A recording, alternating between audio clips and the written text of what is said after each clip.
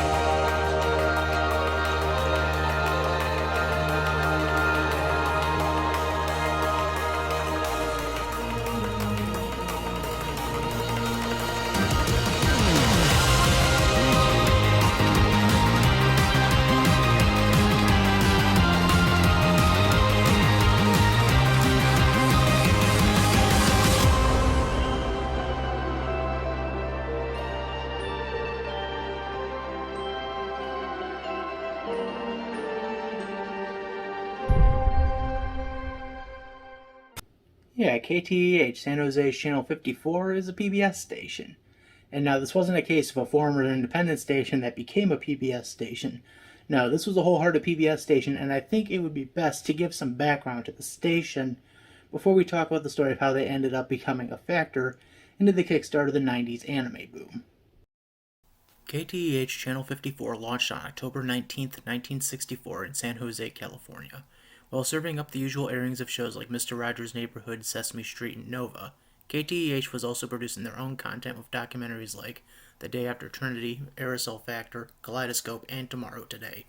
Riveting content, I said in a sarcastic tone. However, the station would start to gain notoriety in 1981 with the start of their Sunday Night Sci-Fi block. This block would contain showings of Doctor Who, Red Dwarf, and later The Prisoner. Funny enough, those Prisoner airings would be hosted by sci-fi author and media critic Scott Appel, who would arrange the episodes into a more cohesive series narrative. These would become known as the KTEH order. Another funny story in regards to the block is how in 1998 it ended up airing the entire 8th season, or 8th series for you Brits, of Red Dwarf all in one night. This led to fans in the US seeing a good chunk of episodes before the audience got to see it back in the UK on BBC Two. Now, I can hear a bunch of you asking me, how does anime get worked into this? And well, here's the explanation. In the early 1990s, KTEH's programming schedule had a hole for their 10 p.m. to 12 a.m. slots on the Sunday Night Sci-Fi block. And the story goes that at the time, KTEH's programming acquisition director, Karen Roberts, was flying out to the UK to relicense the broadcasting rights to shows like Doctor Who and Red Dwarf. While flying, she had a layover in Tokyo, and while in the layover, she had seen some Japanese game shows and anime, and started to wonder if the PBS audience in San Jose would have been interested. Thus, she decided to gamble on that notion and made a couple of acquisitions for some small unknown animes and game shows that would have been relatively unknown to the American audience at the time. The early titles that were to run on the Sunday Night Sci-Fi block were Tenchi Muyo, and one of my favorite 80s animes of all time, Yasura Yatsura, both running for a respected amount of time on the channel. These airings became such a success that it led to the station attracting the Otaku community that was starting to slowly grow in the Silicon Valley area in the mid to late 1980s, thanks to independent stations in the area having bizarre airings of older anime and tokusatsu series from the 1960s like Ultraman, Astro Boy, Speed Racer, and more. Along with that, some were able to bring in Japanese recorded tapes of various somewhat more current anime and tokusatsu shows via the underground trading community, thanks in large part to, surprisingly, the furry community during that time. You know, history's kind of weird sometimes.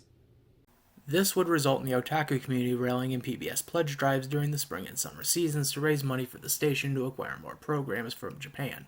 We have been waiting quite some time to get our hands on Sakura Wars, and we've got it for you now, and it's all in this evening. The biggest drawback to this series is that it has such a limited number of episodes. That we can show it all in one evening says something about that.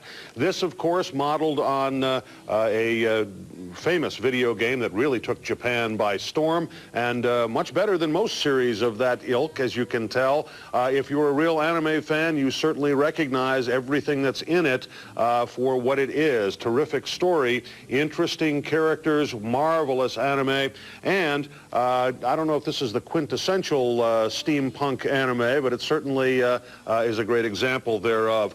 With later broadcasts of animes like Key the Metal Idol, Dirty Pair Flash, All-Purpose Cultural Cat Girl, Neku Neku, Sakura Wars, Corrector Yui, Serial Experiment Lane, City Hunter, Please Save My Earth, Ranma 1/2, Sailor Moon, Full Metal Panic, Magic Knight Rayearth, Martian Successor Nadesco, Better Man, Robotech, Mobile Suit Gundam, Cardcaptor Sakura, Astro Boy, Gatchaman, and Samurai Pizza Cats, another one of my favorites from the 90s.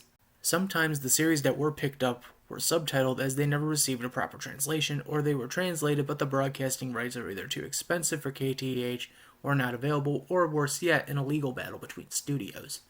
But for the most part, they were usually dubbed productions that were either meant for syndication or straight-to-video releases, but were sold as broadcasting rights at the time for mostly modest to low prices. This was because the American distributors would refuse to license out the subtitle versions.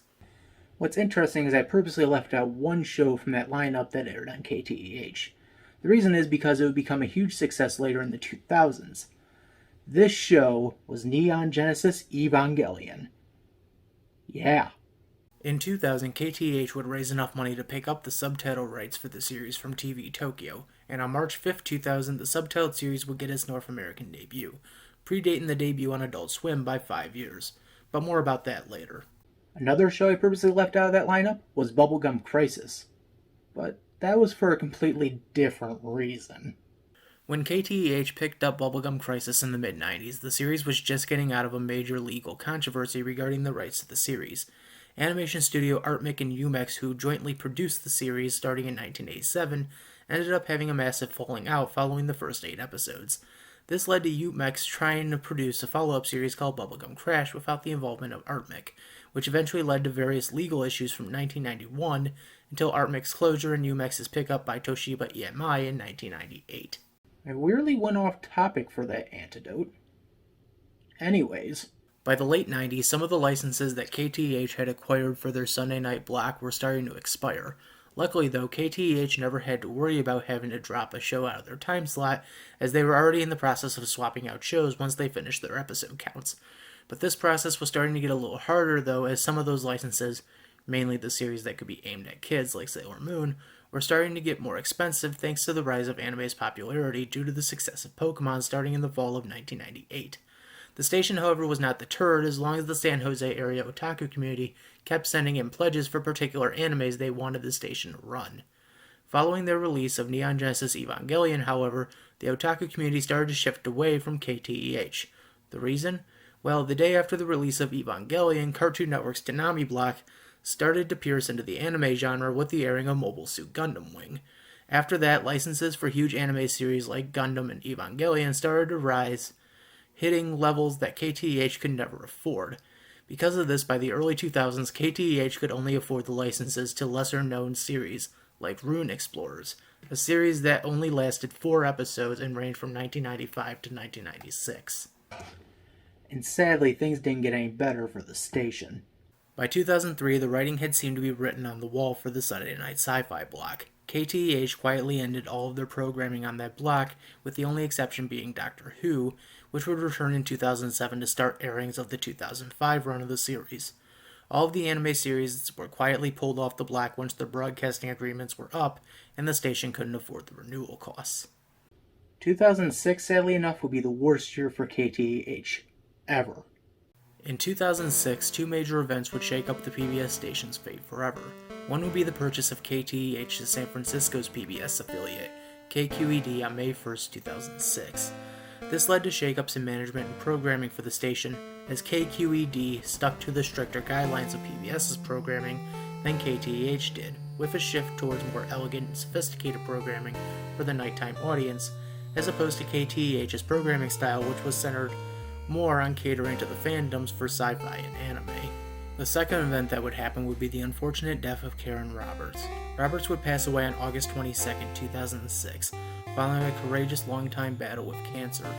Many say she was instrumental in the development of KTEH's niche programming, and her methods in pleasing the station's fan base by working so hard and through various channels to get the broadcasting rights for the animes that fans have been rallying for with the pledge drives. She had such a devotion to the concept of anime, whether it would be subbed or dubbed, running on KTEH, that she once stated in an interview with the San Francisco Chronicle, "We're excited in having anime in the schedule, and we're hoping with the popularity and success here that we can get other public television stations interested in it."